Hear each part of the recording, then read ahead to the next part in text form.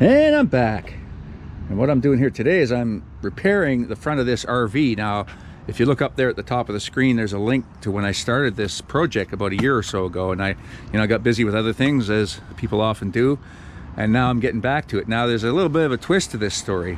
I'm not at my workshop. I'm near where this trailer has been stored. And I can't work on it in the storage place because they refused to let people work on their trailers, whatever's stored in there. So I'm at a familiar place. You see it over there? I'm in the Walmart parking lot. It's amazing that Walmart allows this kind of stuff to happen. I don't think they endorse you working on your trailers or whatever, but across America, across Canada, and wherever else there's Walmarts, everyone uses Walmart parking lot as an overnight for RVing, and it's it's a real community. That's they don't stay in campgrounds, they just go from Walmart parking lot to Walmart parking lot. So anyway, I figured, okay, I'd bring it over here and work on it in the Walmart parking lot. Like I say, I had replaced the whole front of this trailer. You'll look at that other video and you'll see all that. And I re-metalled it, and so it's all been rebuilt in here. The wood has been rebuilt. It was leaking. And I've got the corners to finish here. And the other thing I did was, if you remember, there's probably another link there at the top of the video. So when I took apart that 2007 Fleetwood Pioneer Spirit, so in that video you'll remember I saved a piece of the front off that trailer, and that's it here. This front had been damaged, and you see this, whoever had the trailer before replaced it with this just flat piece of white metal. And it's it doesn't look quite the same. And even though this isn't exactly the same pattern, I thought I would just put that on over there. So that's what I've been doing. And it's got the checker on the bottom, so I spent some time this morning cutting that out and putting this piece on over. And right now I'm just working on taking out this piece. I'm going to lift the bottom of the window out, tuck this up under, and do some work around getting this tucked in properly so it'll shed the water right. Yeah, it's quite an adventure. I mean, it's one of these things, right? What do you do? It's one of these things. The other thing I got to do is I got to do some repairs along the bottom here. And what happens with these things now, there's a bracket on the bottom of this canopy mount, and they always leak. They don't seal them from the factory. You can see that's a factory hole there. There was no adhesive or anything on it, and the water always goes in those. And anywhere you have a perforation in the skin on an RV, if you've got one that hasn't leaked yet or isn't rotten in behind, take them out, seal them somehow. Take out, maybe put some new fasteners, because often the steel fasteners, they rust, and then they get a little smaller in diameter when they're rusty, and they allow water in. So if you took them out, cleaned up the hole, and fill it up with goop, some type of marine caulking, Sikaflex works, or anything like that, and seal these off before they create this problem. Because what I got to do now is, see, I've just got this temporarily taped in here. This was just a patch while it was in storage, but I've got some yellow cedar, which is Alaskan cypress, or Alaskan cedar they call it. Good for repairs on outdoor stuff. And so I'm gonna change that little bit of wood in behind there and fix that metal. And I've got the same exact issue that happened back in here. The water goes in around those holes. I mean, I've seen it where people have these ladders up the side of, or the back of their RV. There's another prime spot for a leak. You don't want to neglect those perforations and those connections.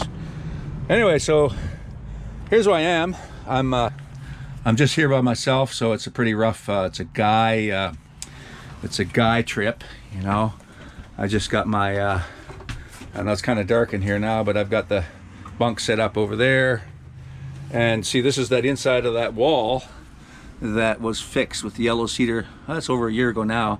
So I have a piece of paneling to go in here too, and a little bit of insulation. That'll probably be tomorrow or the next day, but I'm gonna keep you tuned in on this kind of a weird job I'm doing here. Another everyday project. And like I say, I got to cut some panels for here because these were shot. So I sat down on here last night and I went right through, because of course there's no plywood under it. And so it's just a bunch of guy stuff in here, some water, the basics, right? And loaf of bread, and a kettle, and there's a couple of things that haven't gone right here. There's my water system. I had it I had taken the pipes apart a year or so ago to replumb it, and I went to fill the water tank yesterday, and I realized that I hadn't put all the pipes back together, so I couldn't have the domestic water system running. And it's also that there's a shower here with a toilet, and I can't flush the toilet. I just had to pour water into the toilet, and I couldn't have a shower last night. So yeah, that's as deep as I want to get into that story. But let's get back out here, and yeah, we got to get at this because we got the sky here happening, and I think it could rain later. So I've got it tarped anyway, but this is pretty bad. I've had it. This is how I had it in storage. I had it tarped, and but it's time to get to it. It's time to get back to this and get this baby rolling, get it on the road. And even though the gas is $3,000 a gallon, we're going on a little trip in a few weeks, and we'll take you along on that. So stay tuned. Okay, so I got that next piece in here. What I did was I just stuck it down on the top of this one, the way it would be as if it was flat, and I cut a little U shape out of it so it would go around the window, and I popped the window out, stuck it in under the window, and I put some special caulking there. It's called ProFlex, and then I screwed the window back on. So that bend, that radius there is hard, it's not going to come apart because it's got that overlap here. Like there's a piece that goes up inside here. So yeah, that worked out quite well to bend across there. And this is looking pretty wild here. Yeah, I got to get the sticker off here at some point, but I'm going to seal these corners, and then I'm going to put these corner trims on. See these here? I'm going to get those put on, and then I've got new rubber liners for these. I'll show you that. Anyway, let's get this corner buttoned up. Looks pretty rough right now, but that will be waterproof and probably bulletproof by the time we're finished here. Okay, so what I've done is I've gone along here with the tin snips, and I've just cut into here and then tapped it over with a hammer, and I've put that ProFlex caulking under and over that seam. It's really ugly right now, I understand. It's going to get prettier. What I'm doing now is I'm putting butyl tape over this seam. Okay, right, the tape down there, it's most of it's on this surface, a little bit of it is going to fold over onto that side, and let's get that on there. And then when we put the trims on, you'll see the difference, and we'll trim around it, and this should look pretty good, and that corner will probably never leak again. Let's see what happens.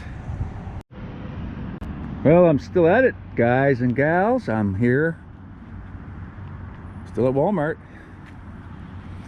They haven't kicked me out yet, and I've replaced all this front piece on the, what I started this morning. I got that all buttoned in. I've got a piece to put across here.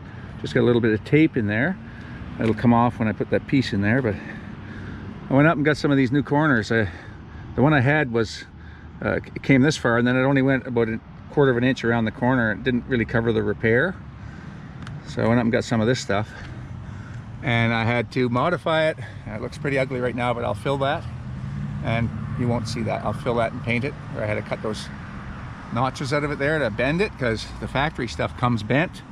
This stuff comes in straight pieces. So I mean, there's a lot of work to do on this yet. Same over here, I got to put that piece in, but I got this piece changed over here, and those notches there are the same. Pretty crude, but I mean, you got to remember, I'm working on the tailgate in Walmart's parking lot. I don't have a shop to do this today. We're out here in the real world doing real things. Yeah, and trying to get kicked out of Walmart, I guess.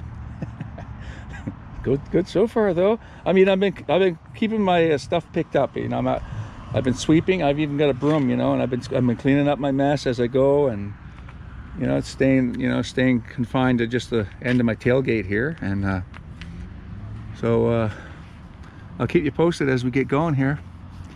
It's gonna rain, but yeah, that's gonna be all right, I think. Got this piece here to put in there. Yeah, it looks pretty nasty under those corners, but once all that goop, is in there wet, and then the corner goes on top of it. And then what I'm gonna do is, you see how there's these corrugations that are showing open. I'm gonna caulk that with white, like a Sikaflex or something, you know, and you know, like an oil-based caulking, you know, there, you know, make sure it's nice and neat, and you know, the water will never get behind it then. Famous last words, the water will never get in there. The Titanic will never sink. Okay, well, I'll catch up with you guys later. Bye now.